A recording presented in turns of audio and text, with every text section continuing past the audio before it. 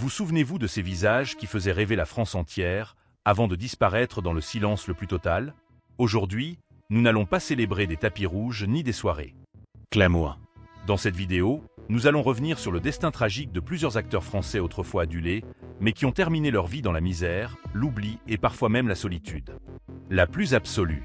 Des stars qui avaient tout, la gloire, l'amour du public, la reconnaissance, et qui pourtant ont tout perdu.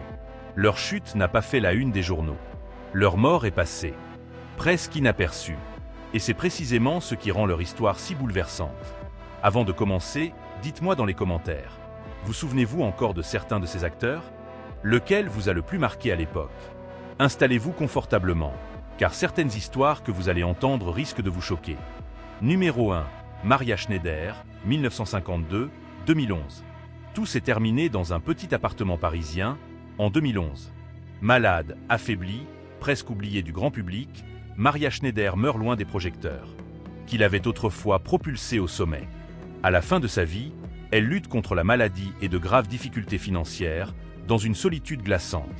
Pour une femme qui avait marqué l'histoire du cinéma mondial, la fin est d'une cruauté silencieuse. Maria Schneider n'avait que 19 ans lorsque sa vie bascule. En 1972, elle devient une star internationale grâce à Le Dernier Tango à Paris, aux côtés de Marlon Brando. Le film choque, fascine, triomphe. Mais derrière ce succès planétaire se cache un traumatisme profond. Une scène devenue tristement célèbre est tournée sans son. Real Consentment. Maria dira plus tard qu'elle s'est sentie humiliée, trahie, brisée. Ce rôle, censé être un tremplin, devient une prison. Après ce scandale, sa carrière se fissure. Les propositions se raréfient, l'image publique la poursuit, et la jeune actrice sombre peu à peu dans la dépression et la dépendance. Le cinéma, qu'il avait utilisé puis abandonné, ne lui offrira jamais la protection qu'elle méritait. Comment une icône mondiale a-t-elle pu être laissée dans un tel état? Selon vous, le cinéma aurait-il dû la défendre davantage? Donnez-moi votre avis dans les commentaires. Et juste après elle, un autre visage familier du cinéma français connaîtra une chute tout aussi brutale. Number 2. Patrick D. Ware, 1947-1982. Le 16 juillet 1982, un coup de feu retentit dans un appartement parisien. Patrick Dewaere, l'un des acteurs les plus talentueux et tourmentés de sa génération, vient de mettre fin à ses jours à seulement 35 ans. Aucun accident, aucun malentendu, juste un désespoir profond, mûri dans le silence. La nouvelle choque la France entière. Comment un homme aussi brillant, aussi aimé à l'écran, a-t-il pu en arriver là? Patrick Dewaere était un monstre de talent. Révélé dans les années 1970, il marque le cinéma français avec des films devenus cultes comme Les Valseuses, Série Noire ou Coup de tête. À l'écran, il incarne des personnages nerveux, fragiles, révoltés, avec une intensité presque douloureuse. Beaucoup disaient qu'il ne jouait pas. Il vivait ses rôles. Mais cette sensibilité extrême, qui faisait sa force artistique, était aussi sa plus grande faiblesse. Derrière la reconnaissance critique se cache une vie personnelle chaotique. Dépression, relations compliquées, sentiment d'injustice permanent, impression d'être incompris et sous-estimé. Patrick D. Ware, S.E. St. Peach. Il a le sentiment que le cinéma français l'utilise sans jamais vraiment le respecter. Les projets tombent à l'eau, les promesses ne sont pas tenues, et son mal-être s'aggrave. Sa mort laisse un vide immense. Des réalisateurs, des acteurs. Des fans parlent d'un génie détruit trop tôt. Avec le recul, beaucoup reconnaîtront que Patrick Dewaere était en avance sur son temps, trop sensible pour un milieu aussi cruel. Pensez-vous que son destin aurait pu être différent s'il avait reçu plus de soutien? Dites-le moi dans les commentaires. Et juste après lui, un autre acteur français, autrefois omniprésent à l'écran, finira sa vie dans un oubli presque total. Numéro 3. Jacques Brel, 1929-1978. La fin se déroule loin de la France, loin des scènes, loin des applaudissements.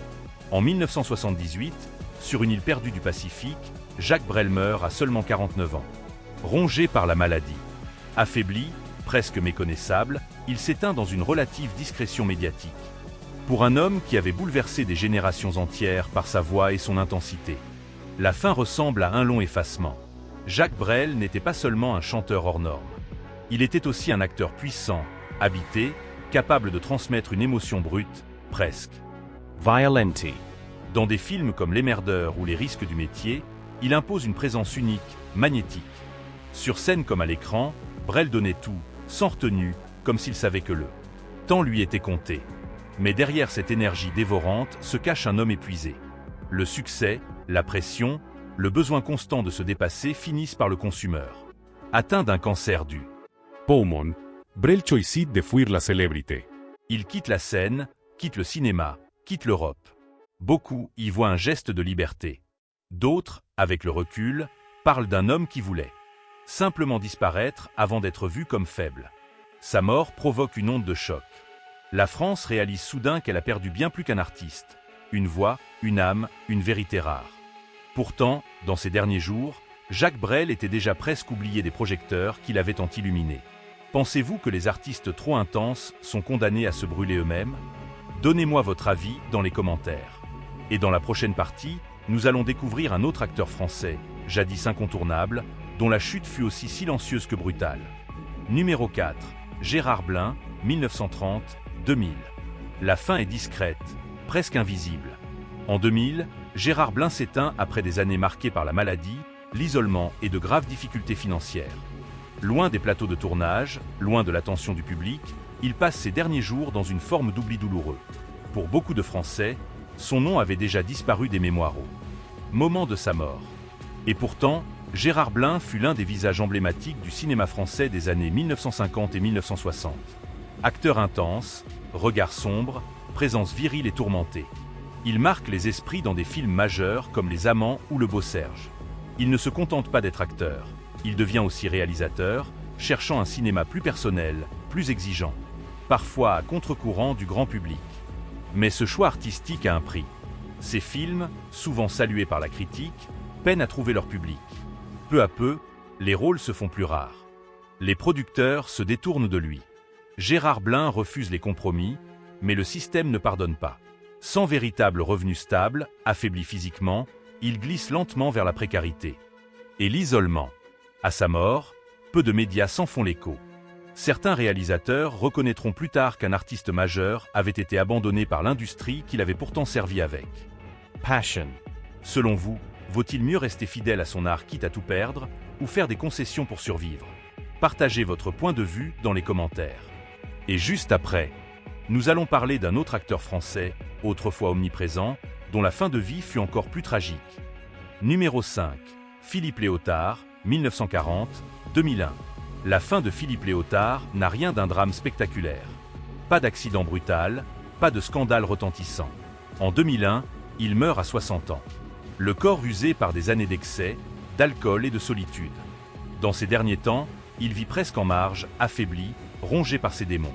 Pour un acteur aussi respecté, la descente fut lente. Silencieuse, mais implacable. Philippe Léotard était pourtant une figure incontournable du cinéma français. Acteur de théâtre reconnu, il brille aussi au cinéma dans La Nuit de Varenne, Les Misérables ou encore Ridicule. À l'écran, il impose une intelligence rare, une voix grave, une ironie mordante. Il pouvait être à la fois noble et corrosif, fragile et terriblement lucide. Ses rôles portaient toujours une part de vérité crue. Mais hors caméra, Philippe Léotard se bat contre lui-même. Il parle ouvertement de son alcoolisme, de son mal de vivre, de son dégoût parfois. Pour le milieu artistique, le succès n'apaise rien. Au contraire, il accentue son sentiment de décalage avec le monde. Les tournages deviennent plus rares, sa santé se dégrade, et l'homme brillant se retrouve prisonnier de ses propres failles. À sa mort, le monde du cinéma rend hommage à son talent immense. Mais beaucoup reconnaissent aussi, avec un certain malaise, qu'il était un artiste con. Admiré, sans vraiment le sauver. Pensez-vous que le génie artistique va souvent de pair avec l'autodestruction? Dites-le moi dans les commentaires. Et dans la prochaine partie, nous découvrirons un autre acteur français, jadis célèbre, dont la fin de vie fut marquée par l'oubli et la précarité. Numéro 6, Jean-Claude Brialy, 1933-2007. La fin de Jean-Claude Brialy contraste brutalement avec l'image élégante et brillante qu'il a longtemps incarnée. En 2007, affaibli par la maladie. Ruiné financièrement après des années de difficultés, il meurt dans une grande discrétion. Celui qui avait fréquenté les plus grands, animé les soirées les plus prestigieuses et incarné l'esprit du cinéma français se retrouve, à la fin, presque seul face à son destin. Jean-Claude Brialy fut pourtant l'un des piliers de la nouvelle vague. Acteur fétiche de réalisateurs mythiques. Il marque le public dans Le Beau Serge, Les Cousins ou encore Les Innocents aux mains sales. Raffiné, cultivé, profondément passionné par le cinéma, il ne se contente pas de jouer, il produit, réalise, soutient de jeunes talents. Pendant des décennies, il est partout, aimé, respecté, admiré. Mais derrière cette façade mondaine se cache une réalité plus fragile. De mauvais investissements.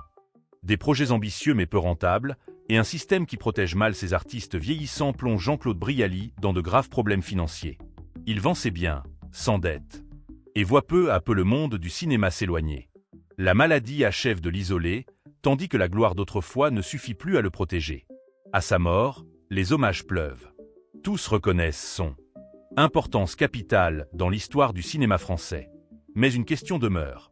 Comment un homme qui a tant donné à cet art a-t-il pu finir aussi vulnérable? Selon vous, le cinéma oublie-t-il trop vite ceux qui l'ont construit? Partagez votre réflexion dans les commentaires. Et juste après, nous allons évoquer un autre acteur, autrefois immensément populaire, dont la chute fut tout aussi silencieuse et douloureuse. Numéro 7, Jacques Higelin, 1940-2018. La fin de Jacques Higelin se déroule loin de l'exubérance et de la folie créatrice qui avait fait sa légende. En 2018, affaibli par une longue maladie, il s'éteint dans une relative discrétion médiatique. Ces dernières années sont marquées par la fatigue, la fragilité physique et une existence bien plus modeste que ce que son immense notoriété aurait laissé imaginer. Pour beaucoup, sa disparition réveille une prise de conscience tardive. Même les artistes les plus libres peuvent finir dans une grande vulnérabilité. Avant cela, Jacques Higelin était une figure hors norme. Chanteur mythique, poète rebelle, mais aussi acteur marquant, il traverse plusieurs décennies de cinéma et de musique avec une énergie débordante. On le voit au cinéma dans Les Granges brûlées où elle boit pas, elle fume pas, elle drague pas, mais elle cause. À l'écran comme sur scène, il incarne la liberté, l'insolence, le refus des règles. Il ne joue jamais un rôle à moitié, il s'y abandonne totalement. Mais cette vie vécue à 100 à l'heure a un prix. Peu soucieux de sécurité matérielle, méfiant envers l'industrie, Higelin privilégie l'instant présent à la stabilité. Avec le temps, les grandes scènes se raréfient, les projecteurs se déplacent ailleurs, et l'artiste doit faire face à une réalité plus dure. La maladie vient accentuer cet effacement progressif. À sa mort, la France salue un immense créateur.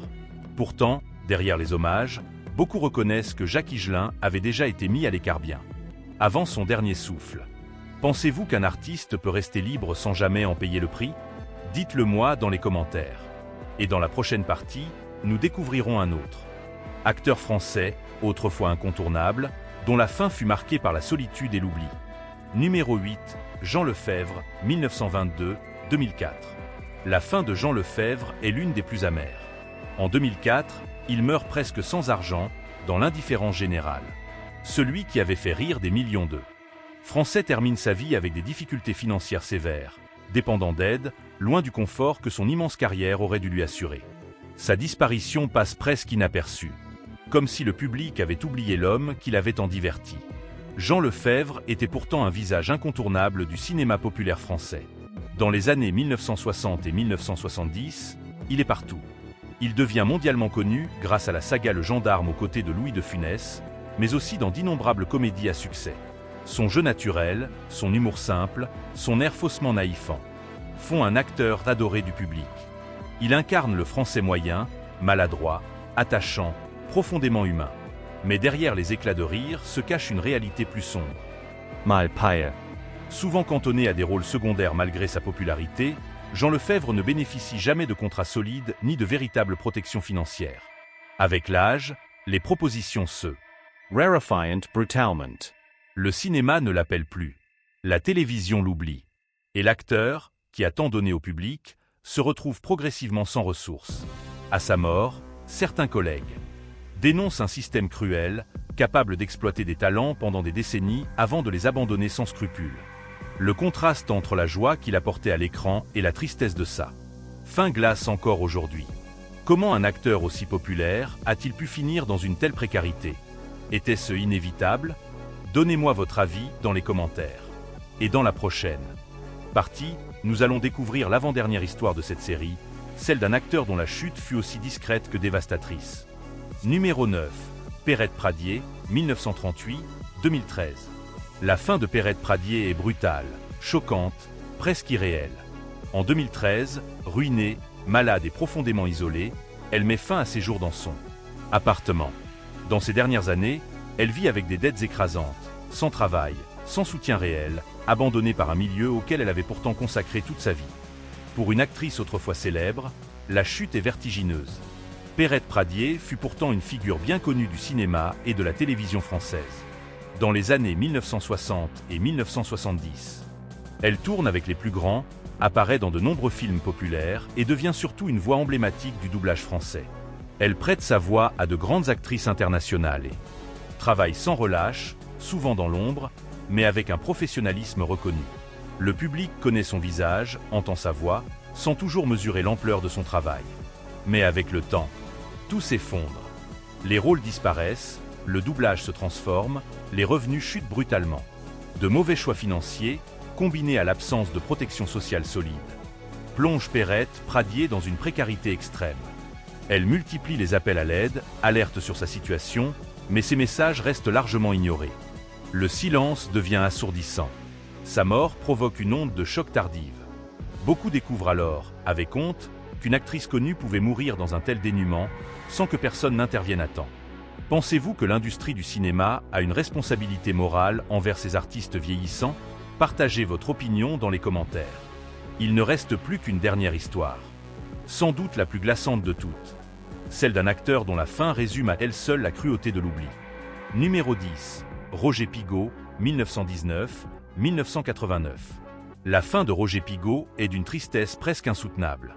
En 1989, il meurt dans la pauvreté, oublié du public et abandonné par l'industrie du cinéma. Celui qui avait pourtant été une star populaire des années 1940 et 1950 termine sa vie sans argent, sans reconnaissance, dans une indifférence totale. Sa disparition ne provoque ni čak mdiative. Ni véritable hommage national. Comme s'il n'avait jamais compté. Et pourtant, Roger Pigaut fut un visage emblématique du cinéma français d'après-guerre. Acteur charismatique, élégant. Il séduit le public dans de nombreux films à succès et devient rapidement une figure appréciée du grand écran. Il passe ensuite derrière la caméra, réalisant notamment La Goutte d'eau. Un film qui marque toute une génération de spectateurs. À son apogée, il semble promis à une carrière longue et respectée. Mais le temps fait son œuvre. Les goûts changent, le cinéma évolue. Et Roger Pigaut ne parvient pas à se réinventer. Les rôles disparaissent. Les projets s'annulent. Peu à peu, il est écarté, sans explication, sans accompagnement. Les années passent. Les difficultés financières s'accumulent et l'ancien acteur vedette sombre dans une précarité silencieuse. Personne ne tend la main. Personne ne regarde en arrière. Sa mort agit aujourd'hui comme un symbole brutal, celui d'un système capable de fabriquer des stars, puis de les effacer complètement. Roger Pigaut n'était pas un échec. Il était une victime de l'oubli. Selon vous, combien d'artistes vivent aujourd'hui dans la peur de finir de la même manière? Dites-le moi dans les commentaires. Mesdames et messieurs, ces acteurs ont autrefois illuminé les écrans, fait rêver des générations entières et porté le cinéma français à son apogée. Aujourd'hui, leur nom résonne comme un rappel. Douloureux, la gloire est éphémère, et l'industrie du divertissement peut se montrer impitoyable envers ceux qui l'ont pourtant construite. Ils ont connu les applaudissements, l'admiration, parfois même l'idolâtrie. Mais lorsque les projecteurs se sont éteints, beaucoup se sont retrouvés seuls, fragilisés, sans protection, sans reconnaissance durable. Leur destin nous rappelle que, derrière chaque visage célèbre se cache un être humain, avec ses peurs, ses failles et ses blessures invisibles. Ces stars sont peut-être parties, mais leurs œuvres, elles, continuent de vivre. Leurs films, leurs performances, leurs voix font encore partie de notre mémoire collective. Et peut-être est-ce là leur véritable héritage. Dites-moi dans les commentaires, vous souvenez-vous d'autres acteurs dont la fin a été injustement oubliée? Lequel de ces destins vous a le plus marqué?